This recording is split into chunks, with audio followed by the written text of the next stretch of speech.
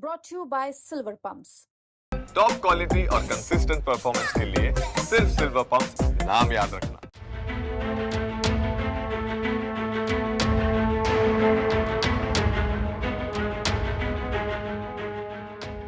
मिल्कीपुर में कल यानी 5 फरवरी को मतदान हो चुका है और ऐसे में सबको इंतजार है 8 फरवरी का, जब पता चलेगा कि लोकसभा चुनाव के बाद से ही चर्चा में अयोध्या और उसकी जनता ने किसे मिल्कीपुर का विधायक चुना है। बड़ी बात यह है कि ये चुनाव अखिलेश यादव और सीएम योगी दोनों के लिए ही साख की लड़ाई बन चुका है।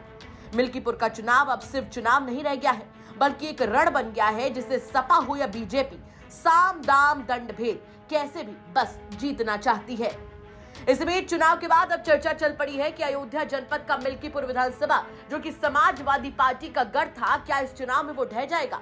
और बड़ी बात यह है कि चर्चा यूं ही नहीं चली, इसके पीछे कई कारण हैं, कई वजहें हैं जो साफ दिखाई दे रही हैं। दरअसल लगभग 65% से ज्यादा मिल्कीपुर उपचुनाव की वोटिंग ने सियासी जानकारों को सोचने पर मजबूर कर दिया है कि आखिर ऐसा क्या हो गया कि इतनी बम्पर वोटिंग मिल्कीपुर उपचुनाव में हुई, जबकि 2022 विधानसभा चुनाव में 60% के करीब ही वोटिंग हुई थी।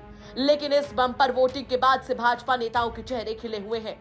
आपने देखा होगा कि समाजवादी पार्टी ने मिल्कीपुर उपचुनाव में बड़े पैमाने पर धांधली, सरकारी मशीनरी का दुरुपयोग और बाहर के वोटर्स को बुलाकर फर्जी वोटिंग और बुर्का हटाकर वोटर्स की चेकिंग का आरोप लगाया।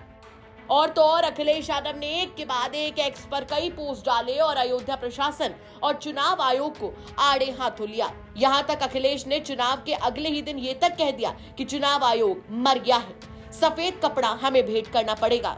उधर जमीनी हालात ये बयां कर रहे हैं कि बीजेपी ने सभी मोर्चों पर सपा को घेर लिया है, चाहे जातियों का समीकरण हो या फिर बूथ प्रबंधन, अपने रूठे नेताओं को मनाना हो या फिर वोटर्स को बूथ तक ले जाना। भाजपा यहाँ सपा पर भारी पड़ती दिखाई दी है।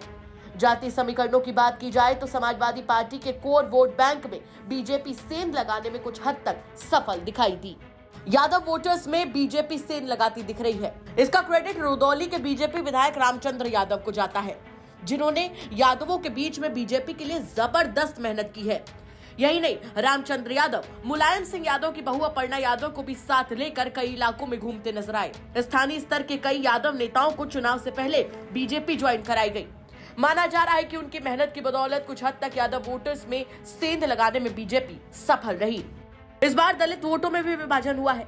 चंद्रशेखर आजाद की पार्टी से उम्मीदवार सूरज चौधरी को जाटव बिरादरी का कुछ वोट मिला, लेकिन बाकी दलित बिरादरियों में बीजेपी ने अपनी पकड़ बनाए रखी है। ज्यादातर सवर्ण और बनिया बिरादरी के वोट परंपरागत तौर पर भाजपा के साथ दिखाई दिए, जबकि समाजवादी पार्टी अपने कोर वोट बैंक को संभालने में ज्यादा जद्दोजहद करती नजर आई।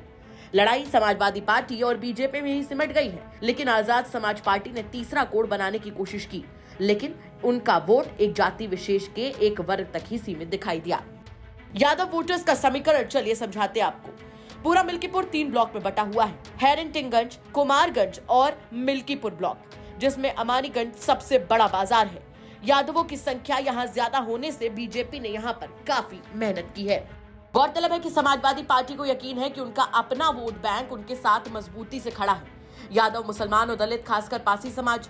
यही नहीं, समाजवादी पार्टी ने अपने जाटव नेताओं को भी इस चुनाव में खूब घुमाया।